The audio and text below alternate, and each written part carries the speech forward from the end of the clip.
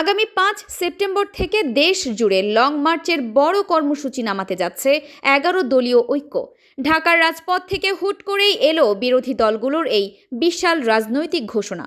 জ্বালানি তেল, গ্যাস ও নিত্য প্রয়োজনীয় পণ্যের আকাশচুম্বী দাম নিয়ন্ত্রণ সহ ১০ দফা দাবিতে এবার ঢাকা থেকে চট্টগ্রাম, রংপুর ও খুলনামুখী একের পর এক রোড মার্চ ও লং মার্চের ডাক দেওয়া হয়েছে। দেশের বর্তমান পরিস্থিতিতে জনস্বার্থের এই আন্দোলনের ডাক রাজপথের রাজনীতিকে ঠিক কোন দিকে নিয়ে যাবে? বিরোধী রাজনৈতিক দলগুলোর এই নতুন রাজনৈতিক চালের আসল ইনসাইট খবর জানতে ভিডিওটি শেষ পর্যন্ত দেখুন।